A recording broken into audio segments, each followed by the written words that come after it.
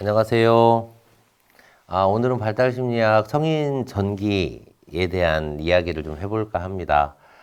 청년기에서 제가 청소년기에서 10대에서 20대 후반까지 얘기를 했잖아요. 그런데 좀 특이하게도 청년 전기, 그러니까 청년기라고 하는데 청년기는 20대부터 40대 좀 이렇게 같이 합쳐져 있는 부분이 있잖아요. 왜냐면 이게 아직 경제적, 사회적 독립을 못한 사람들이 이제 후기 청소년으로 좀 끝까지 기능이 좀 남아있고, 청년을 이제 사회적 기능을 좀 하기 시작하는 사람들은 20대부터 40대까지 청년으로 보고 이해하는 개념이기 때문에 좀 이렇게 20대, 30대가 이렇게 혼재되어 있는 연령대다라고 이렇게 좀 볼 수 있는 것 같아요. 자, 20대란 무엇일까? 일단 먼저 성인이 됐잖아요. 법적으로 만 19세가 되면 성인이 됩니다. 생물학적으로는 완전히 다 컸다라고 보게 되는 거고요. 심리적으로는 정체감을 획득했다. 부모로부터 독립했다. 친밀한 또 다른 관계를 형성하고 있다라고 볼 수 있는 거고요. 사회적으로는 결혼을 해서 새로운 가정을 꾸리고 스스로 부양이 가능하다. 라는 형태도 볼 수 있고, 여전히 미혼 상태로 있다, 아니면 이혼을 했다, 뭐라고 하는 그런 사회적 상황에, 있다라고 볼 수 있죠. 성인이 진입 단계, 청년기는요, 성인기의 진입 단계다라고 이렇게 볼 수 있습니다. 신체 발달은 신체적 상태가 운동 능력의 절정이죠. 저도 야구를 했었는데요. 20대 때는 120km 넘게 던졌던 것 같아요. 제가 이게 뻥이 아니에요. 120km가 넘으면 공에서 나는 소리가 있어요. 공을 던지면 날아가는 소리. 제가 30대 때 저희 아들이 야구장 데리고 갔었는데, 저희 아들이 야구장 갔다 오더니 그러는 거예요. 아빠가 공을 던지면 슈슈슈 소리가 나! 이러는 거예요. 그래서 좀 자랑스러워 했죠. 모든 남성들이 그래서 20대, 30대 스포츠를 많이 즐기는 것 같아요. 물론 지금은 공을 던지면 100km 나올까 말까. 네. 그렇습니다. 건강과 질병에 대해서도 가장 건강한 시기이기 때문에 청년들은 건강에 관심이 없어요. 건강보조식품을 먹지도 않아요. 그러다 보니 건강에 신경을 안 쓰니까 비만이 되거나 운동 부족하거나 음주 및 흡연을 많이 하거나 약물을 남용하거나 스트레스를 많이 받는 등 이런 질병의 문제 이런 것들이 안고 있죠. 사실 저희가 지금 청년기 때 과거에 비해서 청년들이 사회에 나가는 시기가 늦어지잖아요. 그래서 후기 청소년이라고 불리잖아요. 사실 청년들 같은 경우는 취업을 못하거나 경제적으로 사회적으로 독립이 안 되었을 때 오히려 영양의 문제를 겪는 청년들도 많이 있어요. 실제로 도시에 나가서 사는 청년들 같은 경우 요즘 코로나라서 경제적으로 많이 어렵잖아요. 그러니까 집에서 올라오던 향토장학금이 좀 줄어들 수도 있고, 아르바이트 하고 싶은데 아르바이트 할 수도 없고, 그러다 보니 줄일 수 있는 거는 식비밖에 없다고 하더라고요. 그래서 건강에 대한 문제를 안고 있는 청년들도 꽤 있는 것 같습니다. 요즘 시대상이 그렇고요. 인지 발달에서 보면 형식적 조작기, 그러니까 A, B, C, D 순서대로 이렇게 배워가는 것보다 지식의 양이 증가하다 보니까 서로 다른 지식을 좀 혼용할 수 있는 그런 지식이 확대기이고요. 그리고 이원적 사고, 그러니까 흑백 논리에서 저 사람은 저럴 수도 있겠다라고 하는 중간쯤 되는 상대적 사고를 좀 하게 되기 시작을 하죠. 그리고 또 실용적인 사고를 많이 해요. 그러니까 요즘 청년들도 투자하고 싶고 돈도 많이 벌고 싶고 이러잖아요. 그런데 집을 사거나 부동산을 살 수는 없고, 그러다 보니 주식이나 채권, 펀드 이런 것들을 사는 것 같아요. 그러니까 실용적으로 내가 지금 뭘 해야 되지라고 하는 사고를 끊임없이 하기 때문에 지금 할 수 있는 일을 하는 것 같고요. 또 변증법적인 사고가 시작이 됩니다. 청소년 때는 좋은 거 나쁜 거 이랬는데, 양날의 검. 그냥 칼인데 이 칼을 칼등을 맞을 거냐 칼 앞을 맞을 거냐 이거 한 물체 안에도 두 가지가 있다. 뭐 동전의 양면 이런 것들이 이제 변증법적인 사고거든요. 그래서 좋은 거 하나를 좋은 것만으로 보지 않습니다. 그 물건 안에 있는 의미도 보려고 하고요. 그 물건에 하찮은 물건이어도 의미를 담아서 좋은 물건으로 보려고 하기도 하고, 좋은 물건이지만 그 속에 있는 가치가 나쁘면 그 물건은 나쁜 걸로도 볼 수 있는 그런 능력이 생긴다는 거죠. 일단 그 청소년기 시절에 얻었던 많은 성취했던 경험들을 가지고 이제는 실행하는 단계거든요. 이제 실행을 해보면서 본인이 이제 배움이나 경험으로 했던 것들이 사회적으로, 경제적으로 성과가 나는지 이제 그 실행하는 단계예요. 그러다 보니 그 책임 단계가 있어요. 책임 단계가 뭐냐면 내가 잘할 수 있을 것 같아. 시작해봤어. 그러면 이게 계속 쭉 잘 되면 괜찮은데 중간에 잘 안 됐네? 그러면 재조직하는 단계가 또 있어요. 그래서 내가 성취를 어떤 걸 했었지라고 다시 한번 생각을 해보고 자기의 진로를 다시 결정하는 청년들도 되게 많습니다. 청년들은 바로 이렇게 실행과 책임과 재조직하는 것들의 과정들이 이제 혼재되어 있는 것들을 이제 청년기라고 볼 수 있겠죠. 그 긴즈버그가 절충이론이라는 걸 말했는데요. 환상적 시기는 아동, 그리고 청소년 시기에 시험적 시기였다면 청년 시기에는 현실적 시기가 된다. 그래서 그 직업 발달이 그래서 이제 그 아동들은요, 막 자기가 뭐 슈퍼맨도 될 수 있고, 무슨 뭐 타요도 될 수 있고, 뽀로로도 될 수 있는 거예요. 왜냐하면 환상적인 시기니까. 근데 시험적인 시기에는 되게 좋은 직업을 많이 선택해요. 뭐 예를 들어서 본인이 국제기구에서 일하는 외국어를 잘하는 그런 사람이 되고 싶다든지, 뭐 물론 이제 그 불가능한 건 아니지만 좀 되게 어려운 것들이잖아요. 변호사가 되고 싶다든지, 의사가 되고 싶다든지, 이게 좀 특별한 능력이 있어야 되는데, 뭐 저런 거 한번 해보고 싶어. 한번 해보지 뭐 이런 거죠. 근데 이제 딱 고등학교를 졸업하는 시점이 되면 내가 생각했던 그걸 나는 할 수 없다라고 하는 걸 이제 받아들이게 돼요. 그러면서 현실적으로 할 수 있는 걸 찾아가는 것이 바로 절충 이론입니다. 그리고 또 그 슈퍼가 말한 자아 개념이 있는데요. 그 성장기와 탐색기를 거친 청소년이 이제 청년이 되면 확립기에 들어가야 되잖아요. 확립기라는 건 뭐냐면 시도하면서 계속 할 수 있는 게 뭔가라고 하는 걸 찾는 과정이고, 이것이 중년기에 넘어가면 유지기가 돼요.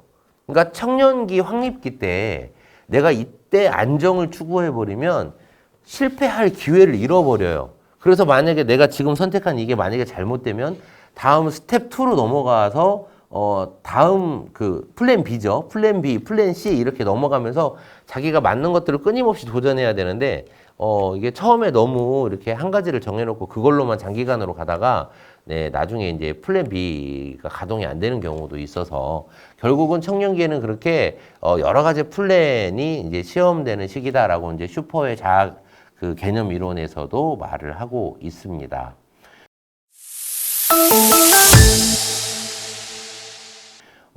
이제 직업 발달에서 홀랜드의 성격 유형도 있어요. 이제 제가 되게 좋아하는 이론 중에 하나인데요.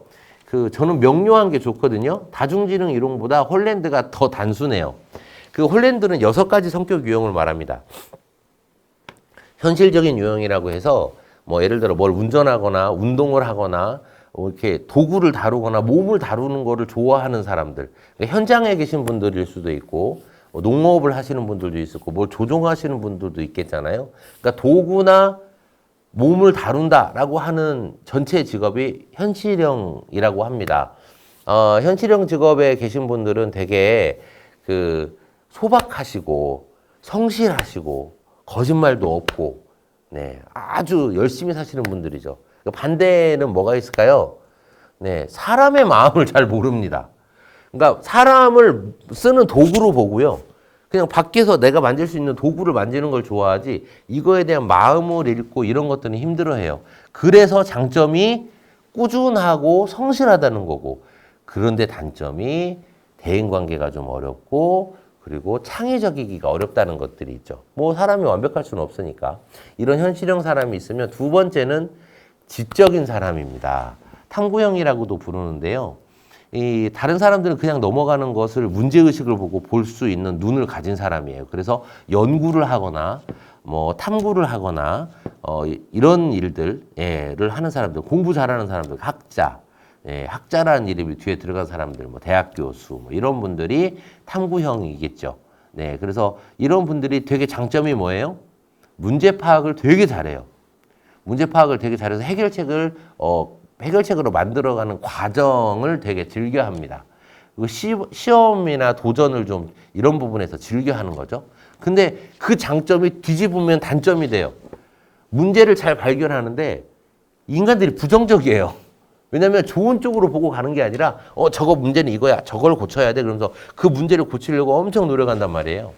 결국은 지적인 탐구 능력이 뛰어나다는 것, 굳이 안 봐도 되는 단점까지 다 찾아보게 된다는 것. 이러면서 인생이 꼬치꼬치 깨물으면서 좀 피곤하다는 것. 이런 단점이 좀 있지만 장점은 뭐가 있어요? 그 학습 능력 때문에 이제 사회적이나 아니면 경제적으로 좀 뭔가를 좀 안정적일 확률이 좀 높다는 것. 네, 이런 것들이 있겠죠. 그 다음에 세 번째 예술형 직업입니다. 음악, 미술, 뭐 이렇게 체육 이런 거, 체육은 좀 현실형이죠. 음악, 미술, 글짓기 이런 거 잘하시는 분들, 그냥 딱 봐도 예술가이겠죠. 뭐 춤을 추거나 무용을 하거나 그림을 그리거나 노래를 부르거나 조각을 만들거나 뭐 뮤지컬을 하거나 뭐 이런 여러 가지 이제 형태의 예술적인 재능이 있으신 분들이고요. 이분들의 장점은 뭘까요?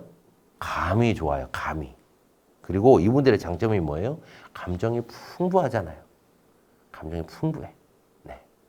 근데 이 장점이 그 뒤집으면 바로 단점이 돼요. 감으로 살다 보니까 정리가 안 돼요. 구체적으로 정리가 안 돼요. 그리고 그 감정이 풍부하다고 했잖아요. 당연하죠. 뭐 이렇게 예술적인 활동하려면 감정이 풍부해야죠. 근데 일상생활에서 감정 때문에 좀 피곤해요. 감정이 너무 풍부해. 안 느껴도 되는데 너무 많이 느껴. 네, 너무 느껴. 느끼는 게 좋을 때도 있고 나쁠 때도 있어요. 뭐 이런 재주가 있는 분들이 예술형이죠. 그러면 그 다음 유형이 뭐예요? 사회형이잖아요. 사회형 보면 그 착한 사람들, 누구를 도와주는 걸 좋아하는 사람들, 이분들이 사회형입니다. 이분들이 어떤 직업을 가지면 좋을까요? 뭐 사회복지사나 상담이나 뭐 교육이나 뭐 이런 일들 하면 어려운 사람들을 돕는 일, 힘들어하는 사람을 위로하는 일, 이런 일 하면 돕겠죠. 사람의 마음을 진짜 잘 알아요. 네, 대인관계가 좋은 거죠. 이 사회형 사람들이 이런 장점이 있어요. 사람의 마음을 너무 잘 알아. 근데 이걸 뒤집으면 어떻게 단점이 돼요? 굳이 몰라도 되는 다른 사람의 아픈 마음을 너무 많이 알아. 그래서 안 도와줘도 되는데 지도 없으면서 자꾸 도와줘. 너무 힘들어. 얼마나 힘들면 지금 침이 나가겠어요. 제가 지금 몇 시간째 강의하는지 모르겠어요. 제가 이렇게 뭐 지금 엄청 길게 강의를 하고 있는데 그래도 이 강의를 듣고 기뻐하실 여러분들 때문에 제가 하는 거예요. 네, 그렇게 이런 마음이 있는 사람들이 사회형. 네. 그래서 이 사회형인 사람들이 그렇게 남 돕는 일 하면서 평생 삽니다. 그 다음인 사람들이 이제 기업가 유형인데요. 기업가들은 리더십이 있는 사람들, 정치인들, 기업인들, 근데 똑같이 회사를 다녀도 영업해가지고 성과를 더 많이 내고 싶은 영업사원들, 이런 사람들이 기업형입니다. 실제 이런 사람들이 성취욕이 높고, 네, 사람들을 리드하고 싶죠. 사람들을 좋아합니다. 네, 성취하고 싶고 사람들을 좋아해요. 근데 이걸 뒤집어 보면, 아까 그게 장점인데, 뒤집으면 성취하고 싶다는 거의 단점은 경쟁적이라는 거예요. 그러니까 옆 사람의 마음이 중요하지 않아. 아까 얘기했잖아요. 사람을 좋아한다며요. 그쵸? 사람들을 좋아해요. 그걸 뒤집어 보면 뭐예요? 이용하려고. 네. 그래서 좋아하는 거예요. 이런 장단점이 있어서, 이런 장단점이 있는 게 이제 기업가 유형입니다. 마지막 유형이 관습적 유형이죠.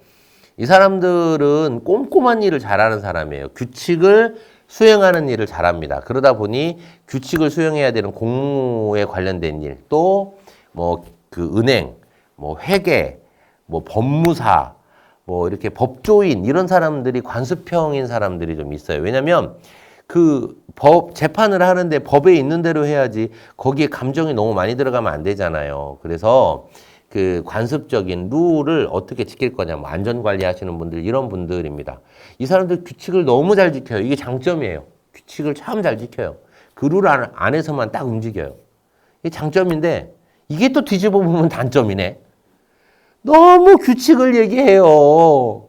사람보다 규칙이 더 중요한 사람들이거든. 아니, 사랑하는 사람이 만나기로 했는데 약속 시간이 좀 늦었어요. 그러면 사랑하는 사람이니까, 자기야, 무슨 일 있어서 늦었구나. 이래야 되는데, 몇 시야? 몇 분 늦었어.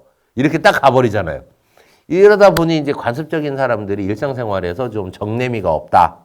네, 라는 것을 좀 이렇게 단점으로 할 수 있지만, 소박하고, 성실하기 때문에, 규칙적인 일을 반복하면서 참 잘하는 사람들이다. 네, 이런 사람들이 은행에 있어줘야 되잖아요. 그죠? 은행에 있는 사람이 대출하는 기준이 막 바뀌면 돼요? 안 돼요? 안 돼요. 공무원이 지침이 막 바뀌면 돼요? 안 돼요? 안 돼요. 규칙 정해놨으면 지켜야 돼요. 이런 식으로 인지 발달이 내가 어느 유형에 속해 있는지 모르겠지만 이 유형 중에 많으면 3개까지 2개, 3개 재능을 갖고 있어서 그걸 같이 막 섞어서 씁니다. 그런데 어떤 적성이 맞는지에 대해서 자기에 대한 이해가 높아지면 직업을 선택할 때 자기 적성에 맞는 분야로 갈 거 아닙니까? 그런데 자기 이해에 대한 이해가 부족하면 어떤 현상이 벌어지냐? 이게 돈만 많이 준다고 적성이 안 맞는데 덜컥 가버려요. 그럼 어떻게 돼요? 돈 많이 주니까 처음엔 좋은데 시간이 지나면서 마음이 너무 아파. 왜? 적성이 안 맞으니까. 여름인데 그냥 파카 입고 있는 거예요. 겨울인데 지금 반스만 입고 막 수영하는 거라고요. 그러니까 적성이 안 맞는 일은 하라면 하겠지만 오래 하긴 힘들다. 네, 견디기 어렵다. 네, 이런 것들이 있어요. 자기에 대한 이해가. 그래서 이렇게 중요한 겁니다.